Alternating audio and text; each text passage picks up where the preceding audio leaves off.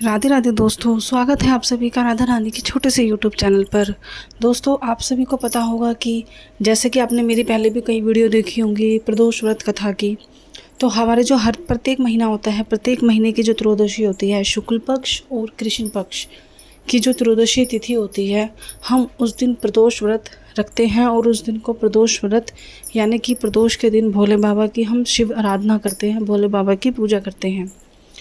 तो हर महीने प्रदोष तिथि आती है। जैसे कि अभी आपको पता है हमारा आषाढ़ महीने का शुक्ल पक्ष चल रहा है। तो आषाढ़ महीने की जो शुक्ल पक्ष प्रदोष व्रत है वह पड़ रहा है आपका 8 जुलाई को।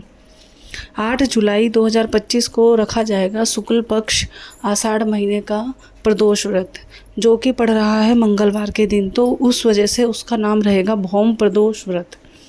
जो ये हमारे प्रदोष व्रत होते हैं, इनका अलग अलग महत्व होता है। प्रदोष व्रत जो भी जैसे हमारे जितने भी वार होते हैं, हफ्ते के 7 वार होते हैं, तो जिस भी वार पर पड़ता है तो प्रत्येक वार का जो प्रदोष व्रत होता है वह अलग अलग नाम से जाना जाता है और जो उनका महत्व होता है वह भी अलग अलग ही होता है। कोई भी जो व्रत होता है प्रदोष का, ऐसा नहीं है कि सिर्फ प्रदोष का, वैसे तो सभी व्रतों का एक अलग अलग महत्व होता है, लेकिन जो हम प्रदोष का व्रत करते हैं, जैसे मान लो सोमवार को प्रदोष का व्रत हुआ, तो आप सोमवार के प्रदोष का व्रत आपको देगा इच्छा पूर्ति का फल। आपकी जो भी इच्छा होगी उससे आपको फल मिलेगा। मंगलवार का प्रदोष व्रत आपको देता है रोग से मुक्ति। बुधवार का जो प्रदोष व्रत है वो आपकी कामना पूरी का वर आपको देता है, यानी कि आपकी जो भी कामना है वो ज़रूर पूरी होगी। वीरवार का जो प्रदोष व्रत होता है वो आपको दुश्मनों से छुटकारा दिलाता है। शुक्रवार का जो प्रदोष व्रत होता है वो आपके घर परिवार में, जीवन में सुख शांति समृद्धि लाता है। और जो शनिवार का प्रदोष व्रत होता है वह आपके संतान की इच्छा को पूर्ति करता है।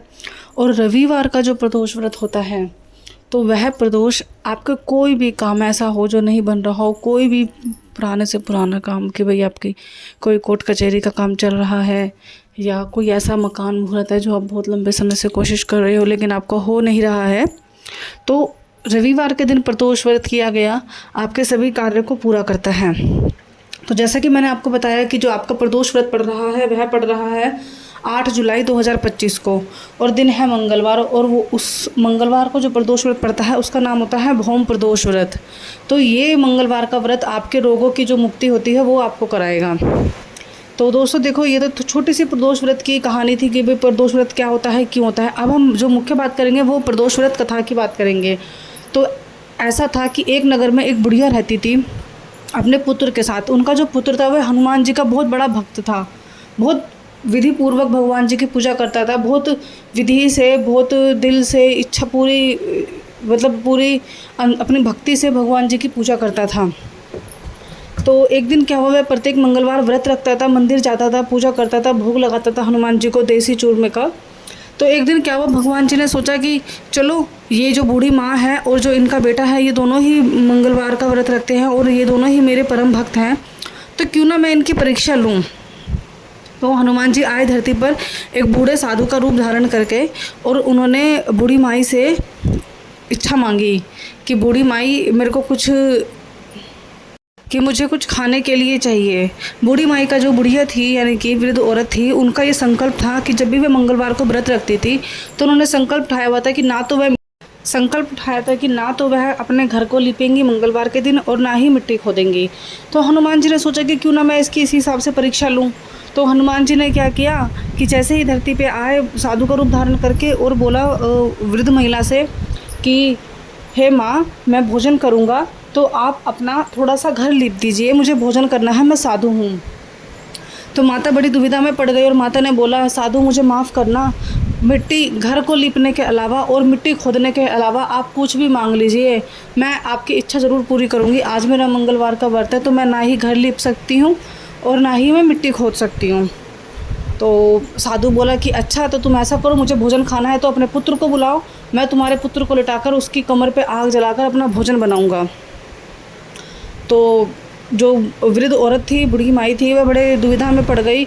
और क्योंकि वह अपने वचन उन्होंने दिया था साधु को कि तुम इसके अलावा कुछ भी मांगो तो मैं ज़रूर तुम्हारी इच्छा पूरी करूँगी, तो उनको अपने वचन प्रबंध होकर अपने पुत्र को बुलाया और साधु के सामने लिटा दिया। साधु ने उनके पुत्र के ऊपर आग जलाकर, कमर पे आग जलाकर भोजन पकाया और वही भोजन साधु ने बूढ़ी माई को दिया खाने को। तो बूढ़ी माई बोली नहीं, मैं ये भोजन नहीं खाऊंगी, इस भोजन से मेरे बच्चे की जान चली गई, तो मैं नहीं खाऊंगी। तो अचानक से ही बूढ़ी माई ने, जो साधु थे हनुमान जी के रूप में आए हुए थे, उन्होंने बोला कि नहीं, तुम ये भोजन तुम भी खाओ और अंदर से अपने पुत्र को भी आवाज़ दो, उसे भी दो ये भोजन, वो भी खाएगा। तो कहती है पुत्र कैसे आएगा, पुत्र को तो आपने चोट पहुंचा दी है, वो तो बहुत गंभीर हालत में है और जख्मी है।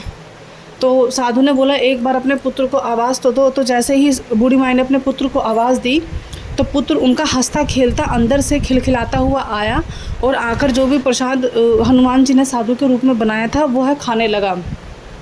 तो बूढ़ी माई को बड़ी हैरानी हुई और बूढ़ी माई जाके साधु के चरणों में गिर गई और वह बोली कि मैं समझ नहीं पाई साधु, तुम कौन हो, तुम मेरे घर पे किस रूप में आए हो।